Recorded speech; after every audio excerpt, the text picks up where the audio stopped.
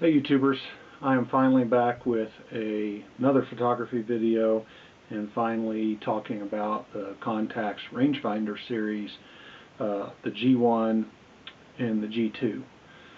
And I've been putting this off for a while I got to experiment with the cameras and learn the systems a little better.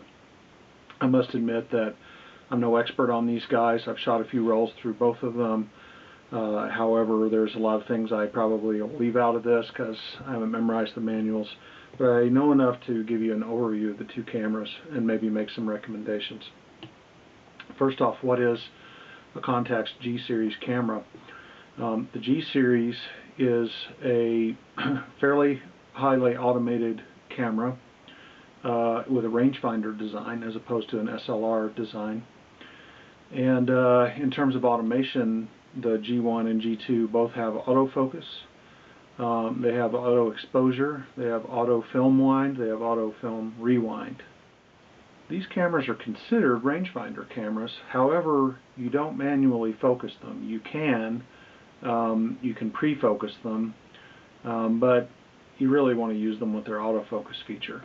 They are still rangefinders. It's just that you don't use your eye's optics to do the focusing. The camera uses rangefinder triangulation to do the focusing. It also has an infrared focusing feature, at least on the G2. So, as I was saying, they're pretty highly automated, and while they have a lot in common with the Leica series of rangefinders in the sense of they have a rangefinder design's very compact form factor, that's about all they have in common because they have so much automation in comparison. They also have a much narrower range of lenses they can mount. They only mount the lenses made for them, as opposed to a Leica, which will take any lens with an M mount from any brand, any manufacturer, and there's a lot of converters and so forth. With a Contax camera, you're going to have to mount one of the Contax G camera. You're going to have to mount a Contax G lens to these guys. There's just no way around it. The upside is these lenses are pretty much agreed to be some of the best lenses ever made for any camera. So you're not suffering if you shoot these lenses. Speaking of the lenses, it's a pretty narrow range of lenses. I have 4 of them here. I don't have the extreme bottom end of the range. What I do have is a 28mm f2.8, a 35mm f2, a 45mm f2, which is on the G2, and a 90mm f2. On the wide angle side of things, Contax has a 21mm, I believe it's still a 2.8. To use that 21mm, you have to use a auxiliary finder. And there's a 16mm, I believe it is, super wide angle that also has an external finder and has a very special purpose lens. I don't think you can even do auto exposure with it, and I think it only has one f-stop, and it's pretty darn expensive. Contax also made a zoom lens for the G2. It was a 35-70, but it was a pretty slow lens. I think it was f4.5 to 5.6.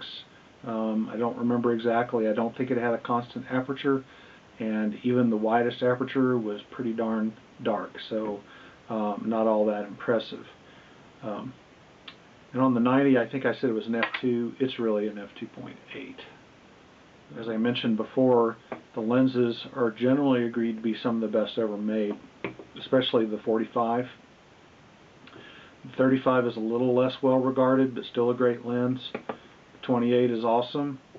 The 90, there's a sort of, I don't know if you'd call it a rumor or a fact floating around the web that these cameras have a little trouble focusing this lens at its widest aperture, meaning its narrowest or shallowest depth of field.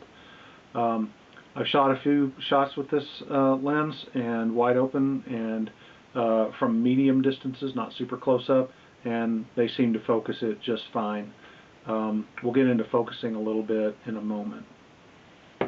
These are system cameras, meaning they came with a set of accessories that give the camera, specifically designed for these cameras, and they give the cameras a lot of capability.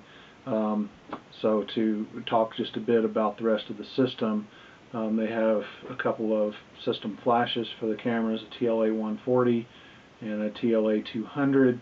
140 has a guide number of 14, and the 200 has a guide number of 20, which makes sense. They're just multiples of 10 in the names. These are very compact.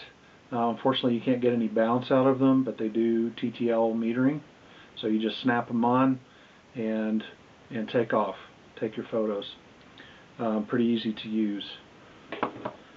Okay, let's talk a little bit about the focusing mechanism of these cameras. They're autofocus cameras. They can be set pre-focused, or you can try to focus on a subject. Really, pre-focus, if you're going to manually focus, is the best way to go. Use your, sort of predetermine your depth of field and set your focus accordingly. On the G1, you set focus with this dial. On the G2, you set it with this dial, and you look in the viewfinder, and the information is in there as to what focus you've set. So while you could pre-focus and shoot with these guys, they are autofocus cameras. That's really what they were designed for. Manual focusing isn't convenient at all. So the interesting thing about these guys is they focus just the way you would have to if you were to shoot with, say, a Leica. There's a focusing patch, for lack of a better word, in these cameras. It's marked by a little set of brackets. That's where the camera is going to focus, and that's where you better point the camera so that it can get focus. And then you can move the camera to the composition that you want and snap the photo. So you have to pay attention. You can't just hold it up to your eye and snap, because if the thing that you want to focus on isn't in that focusing area, you're going to get a misfocused shot. Word around the web is that's what people are complaining about when they complain these cameras don't autofocus well. That's not true. It's just you have to understand how they autofocus and use that system properly. So the G1 is pretty much, focus by pointing to the thing you want to focus on. Get the bracketed area, point at the thing you want to focus on, hold the shutter halfway down, recompose, and shoot. The G2 is a little bit fancier. It's got a button on the back. You can actually configure this. There are different settings. It's got a button on the back, though, that's really meant to be your pre-focus hold. So with the G2, the way you use it is, again, you get the thing you want to focus on into the focusing brackets, then push down the focus hold, then recompose and take your picture. So they've separated the shutter half press from focusing. Now you can set this camera up so you can do a half press on the shutter button and get focus lock, but the camera was designed with this little affordance to make pre-focusing a little easier. The technique is generally called focus recompose with these cameras. The focusing habits of these cameras has led to an interesting phenomenon, in my opinion. A G1 you can get on eBay pretty cheaply. I haven't looked recently, and I'm sure what I'm about to say now will go out of date in no time. But I think you can get a G1 for, say, between $150 and $350. A G2 you're going to pay between $350 and $600 for it, based on how the auction might go.